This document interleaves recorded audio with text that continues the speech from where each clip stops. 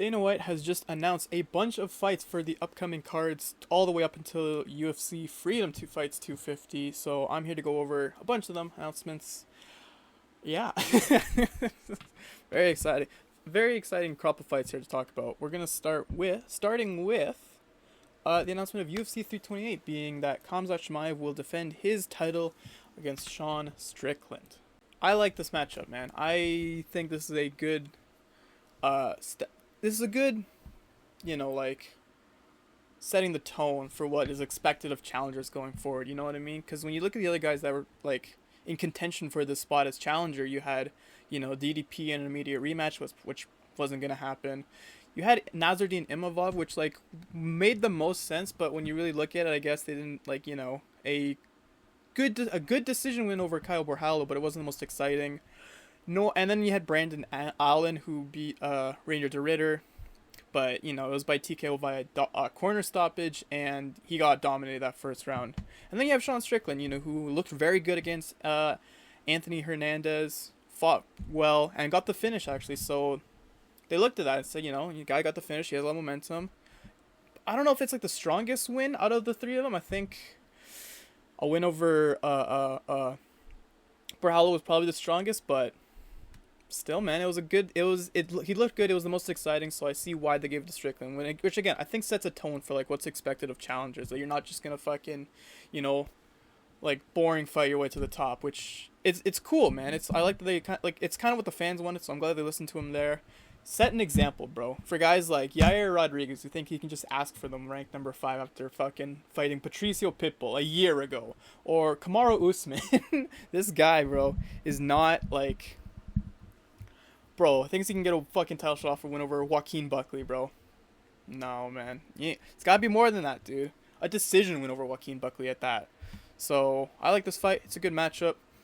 I think Chimaev still wins this, but I do like Strickland's takedown defense and, the ability to get out of that stuff. It's tough to say, though, because, I read all that stuff about DDP too, but he just didn't, and then it didn't even, no way could he have done it. So I don't know how excited I am for this fight, but we'll see. I'm sure the build-up will be very fun. I'm sure Sean Strickland will say a lot of very fun and positive things about Chimaev and his nation. So we'll see, man. Some other fights on this card. In our co-main event, we have Alexander Volkov versus Waldo Cortes-Acosta, which is a cool card. Cool fight. I don't know, man. I feel like whenever Volkov is on these pay-per-views, they're not, the most fun times I've had watching his fights. I think he's a little bit grapple-heavy, and I think he does kind of have boring fights, but Waldo Cortes-Acosta has been on kind of a good run, so I think he could maybe make it a bit more exciting, but I don't know. He's on a really good run right now, obviously, so it's a fight that makes sense. Good for Volkov for taking this fight. He could have very well have been, placed in that spot for the interim title instead of Cyril Gane fighting Pereira on the White House card for the interim title. But instead, he's going to choose to defend his spot. And hopefully he can just continue to make a case that he actually does deserve another title shot. So I want to see him get it. I really do. So yeah, we'll see how he does against Waldo Cortes-Acosta. He's got a lot of momentum right now. He's looking pretty good right now. So it could happen, man. It could happen. Again, I don't know how excited I am for that fight, but we'll see. Main card, the feature fight of the night is Sean Brady versus Joaquin Buckley. This was supposed to be another Apex main event, but I'm glad they kind of moved it here. These are two guys coming off of losses to differing levels. Obviously, Brady got finished by Michael Morales, and Joaquin Buckley lost by decision to Kamaru Usman. Who do I think is going to win this, dude? This is a good one. I think that's the most exciting part. I don't know who's going to win this. Buckley has a pretty good reach advantage. I think he can keep range pretty well, find the strikes, start landing. But Brady likes to apply pressure. This is a tough one, man. I don't know. I don't know. Covington Thompson, that's right.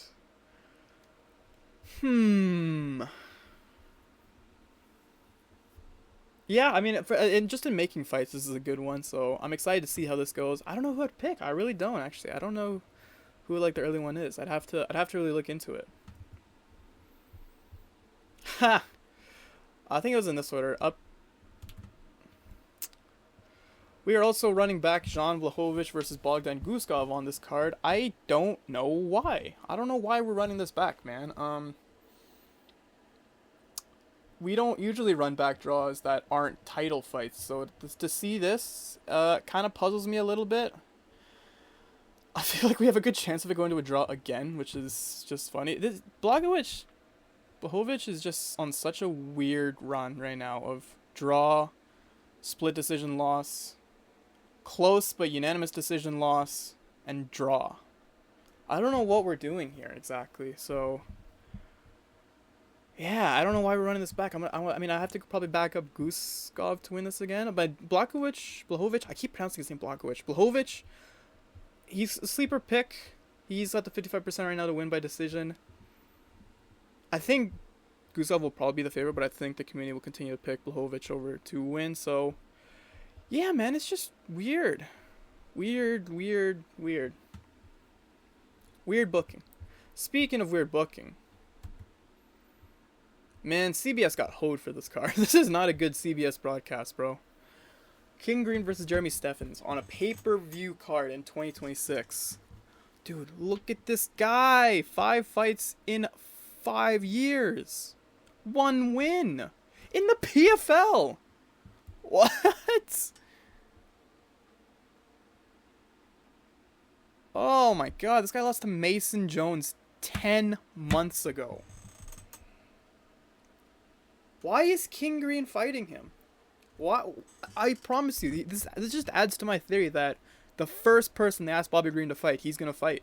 He's gonna say yes to. Why are we doing this? I don't get it. They have a combined age of fucking 78. Like, what? That's insane. I'm picking King Green to win this, bro. I don't know what else to say. That record is horrific. Wow, that's a horrific record. That's just crazy to me. And then also the feature prelim bout they announced, Gautier versus Ozzy Diaz. What is this, man? What is this boxing matchup we're giving at Gautier, dude? Why are we constantly giving this guy babies? We're just giving this guy cans to fight. I genuinely don't understand this. I don't. Why we can't just give this guy like an actual solid contender on his way to a ranked opponent? Because like Ozzy Diaz, and I think this is what the UFC's idea is, just like, well, if you actually look at Ozzy Diaz's record, he's lost to Joe Pyfer and he's lost to Mingyang Zhang on, so you know, if Gautier adds his name to the list, he's just outside the rankings, dude. You know what I mean? He's just outside the rankings, I promise you, bro. Bullshit. I refuse to accept that. This guy lost to Joe Pyfer on the Contender Series, so you guys didn't even think that highly of Joe Pyfer either. And also, he lost to Zhang Mingyang at light heavyweight, a division he doesn't even fight anymore. Other than that, his only other win in the UFC was Jordan Santos, which, that's not a good... No, bro. This is not... No. 1-1 in the UFC, no. I don't accept this for a guy that's fucking won his last 5 fights, who's 4-0 in the UFC. Jose Medina, straight garbage. Robert Valentine, a can. Fucking Tristan Vines, literally brought in just to fight this guy. And then Andre Puliev, who also was just on the lower levels of like contendership, but at least he had a smarter game plan, which I would like to be tested against like someone who, you know, actually has the fucking option to. What is this guy gonna do? What is Ozzy Diaz gonna do, bro? He should be fighting Dustin Stoltzfus, which I don't think is a sentence that's ever been said in like history, that this guy should be fighting Dustin Stoltzfus, but Gautier should be fighting him. Genuinely, man. If you look at everyone else that was in Gautier's Contender Series class, you have guys like Loner Kavanagh, who's fighting ranked opponents. Rizvan Kuniev, fighting ranked opponents. Killian Salkilld is about to have his first opponent ranked. Taliesin Teixeira, ranked opponents. Kevin Vallejos, who is about to fight ranked opponents. And David Martinez has already fought 2 ranked bantamweights. Meanwhile, this guy is still on the feature prelim fighting fucking guys that are 1-1 in the UFC. I don't get this. I don't like this. I don't like this boxing matchup. I don't like what we're doing here. This really, really, really, really, really annoys me. I just don't get it, man. A TB Gautier should just be like, bro, can you give me someone serious, bro? I'd like to fucking fight at ranked. I don't, like, it's just gonna be like fucking Sean O'Malley again, where you just can, split decision 29-28 win over an actual ranked competitor, boom, title shot. Like, what are we doing, bro? What are we doing? It's stupid. It's just absolutely ridiculous. Gautier obviously wins this. What are we doing? What is this? 98%. 96.4% of people say by KO. It's ridiculous. Anyway, I guess these are already fights that we're made aware of. He could have fought Roman Kopylov, but we're gonna give him to fucking Marco Tullio. Fuck is this? I didn't even look at him. What his rank has been going so far. 2-1. Right, he's coming off the loss to CLD. Why is he fighting Kopylov? Why does he get a step up in competition after losing to Christian Leroy Duncan? What is this? He's beaten Ilihor Porteria and Trayshawn Gore. This is ridiculous. Like, I don't know. And he's going to fight Roman Kopylov now. He's going to lose. Bison Garcia versus Jordan Santos. Okay, another fucking prop-up fight. This is the guy that just lost to fucking Ozzy Diaz, so tells you everything you need to know.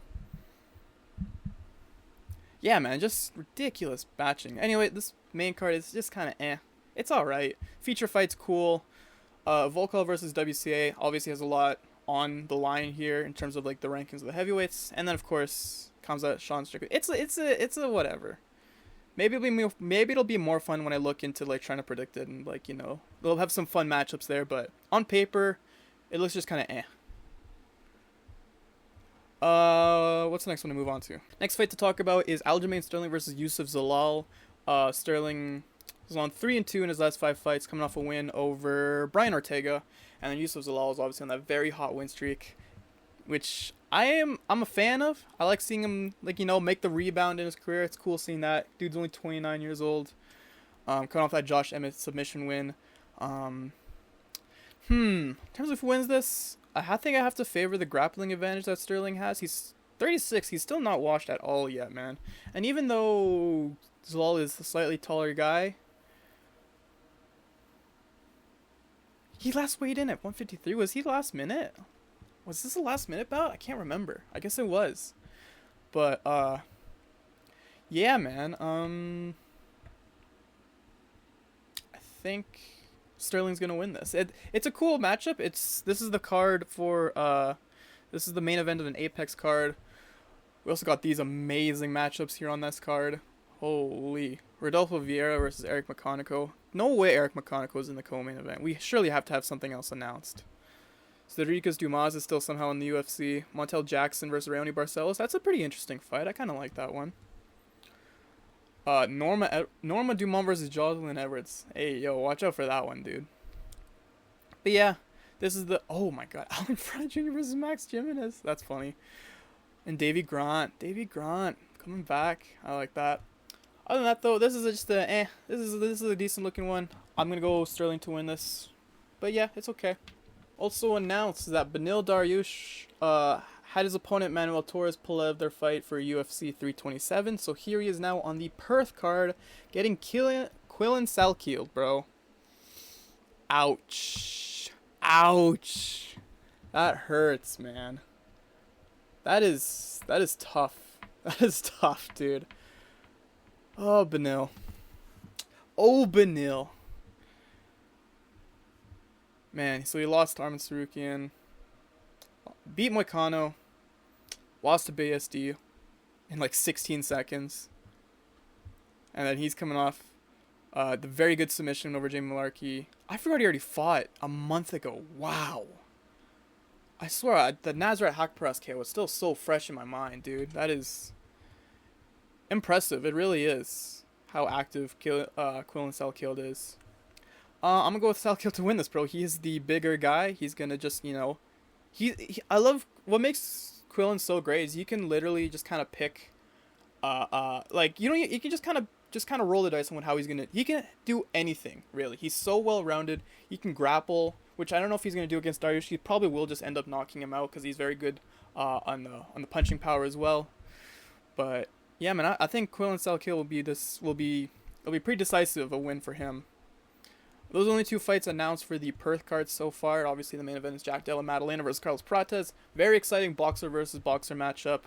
Boxer versus Muay Thai, honestly. I mean, Prates is fucking, his elbows, dude, like, woo! Very exciting. Good looking card so much. Good looking card so far, dude. I like what I see from this Perth. They're getting a good fight night, looks like.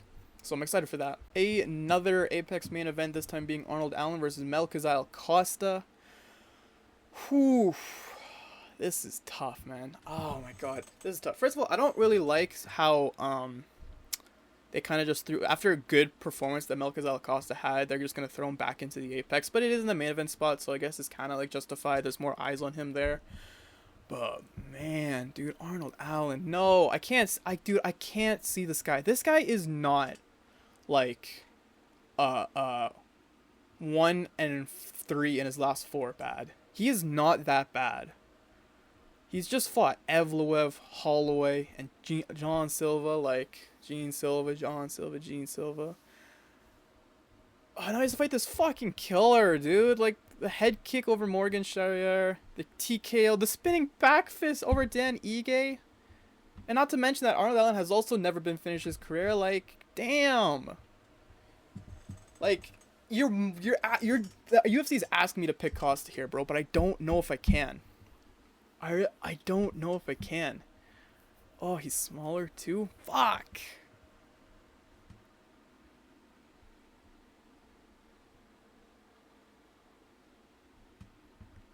Unbelievable. I don't know. I don't know. I'm not ready to make my prediction. They even haven't made their prediction yet, bro. Anything else announced for this card? Oh, Ketlin Vera versus Jacqueline Cavalcanti. That's exciting. Anyway, this is a good main event though. I'm excited to see this. This will be a good one. Moving on to UFC Macau, we have in the main event Song Yadong versus Diaz and Figueiredo. Very funny matchup that they just took the two losers from UFC 324 and said fight each other, it's kind of makes it an eliminator match, which is interesting. Who else did he lose to? Petr Yan, that's right. Well, so he's lost to, okay, and then he's lost to Corey Sandhagen, Petr Yan. Look at these guys, bro. Look at these fucking guys, only losing the same people. 10-year age difference between the two. Yadong is taller, but Figueiredo is fucking lanky, man. Damn. Grapple heavy. I'm gonna say Yadong wins this. He's someone that likes to put pressure, likes to step forward all the time. And Figueiredo, he didn't look that good on the feet compared to facing Umar Nurmagomedov. Maybe he's just too worried about the grappling game and the takedowns. So that might make him feel a bit more comfortable fighting this fight. He looked good when he fought, was that Montel Jackson he fought at Brazil? I can check. It was Montel Jackson. He looked decent there. But I think Yadong's going to just be so much better than Montel Jackson to actually, get good combinations off and keep the fight standing at his own pace and, just piece this guy up for, 5 rounds straight. This will probably be a decision win for Song Yadong. Another fight for UFC Macau is Zhang Mingyang versus Lonzo Menifield. Menifield gets another crack at making ranked status. Oh boy. Who did he lose to? Carlos Ulberg, future title contender. Asman Mirzakhanov, probable future title contender. Volkan Ozdemir. Damn, dude. Zhang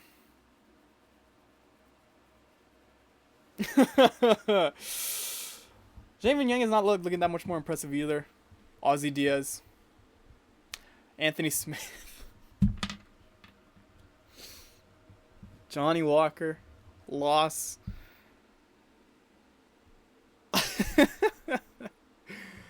I'll go Zhang Mingyang with this one, bro. I don't know. I'm not feeling Alonzo Menifield these days. I just think he looked pretty bad in his loss to Volkan Ozdemir. I don't know, and he's also he's no fucking way this guy's is that really say 38? I did not know there was a 10-year age difference between these two. Wow. Yeah, man, I'm going Zhang Mingyang to win this. He's gonna get his lick back in China. I guess I'm excited to see him do that. Wow. Third fight on UFC Macau, Sergey Pavlovich versus Taliesin Teixeira. Okay. Okay. Um this fight.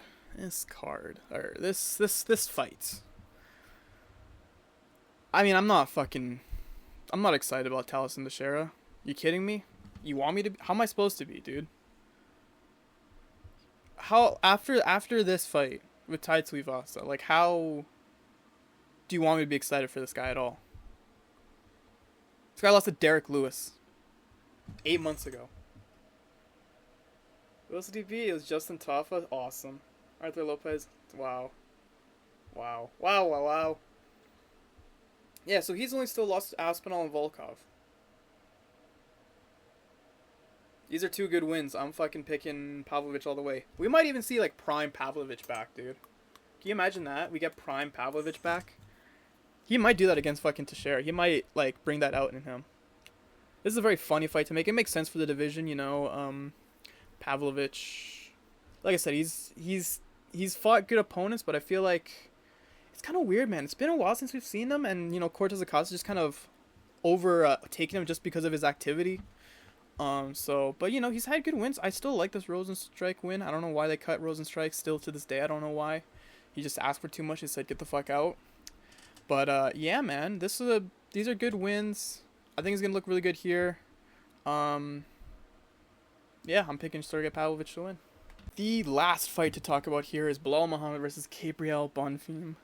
Wow, dude, this guy was champion a year ago. Is that not crazy? That's crazy. Now he's fighting in the Apex main event against Gabriel Bonfim, dude. Was this a finish win Gabriel Bonfim got?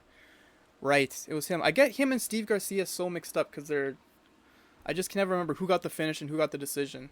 Actually, no, both guys got the finish, didn't they? Oh, they're fuckers, dude. This is tough, dude.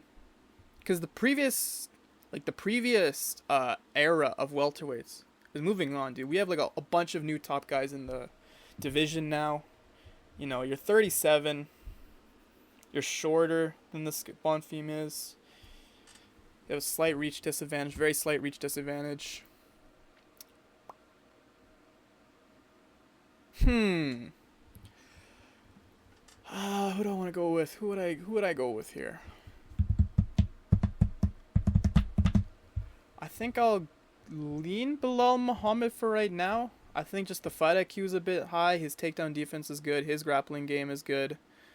I think he'll do decently in the striking. He'll do decent enough striking defense.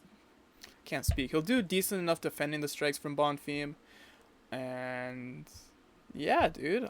We'll see going into when we get to the card. This is the last card before the Freedom Fight card, so how exciting. This is a very interesting one. He literally just announced a bunch of Apex main events, which is very funny, but yeah, man.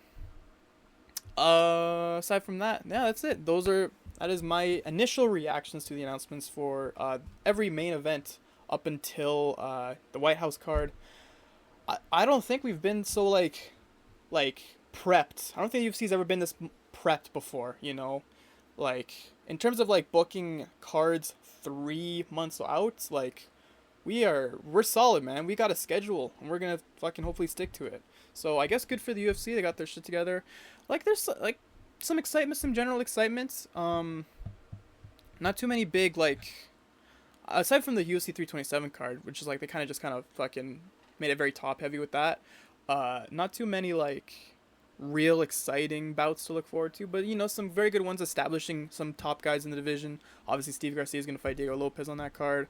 Bonfim versus Muhammad. Sterling versus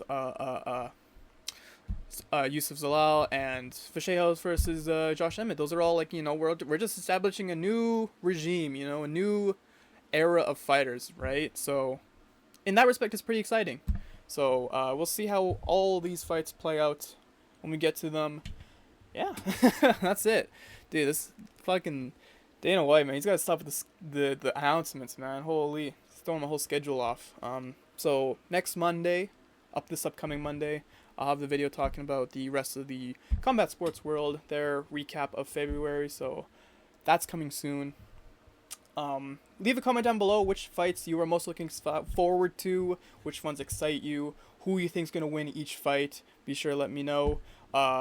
If you enjoyed the video, be sure to leave a like, share, give it some hype, help me out in the algorithm. All is very well appreciated. Like I said, next video will be my February recap of the rest of the combat sports world. That's dropping on Monday, so if that excites you, plus next week we talk about UFC London, make my predictions. That fight card looks like just as bad as the Mexico card does, so excited to talk about it. So yeah, if that excites you, if you want to see that, be sure to subscribe to the channel. That is going to do it for me though. Thank you so much for watching. I will see you guys in the next video. Goodbye.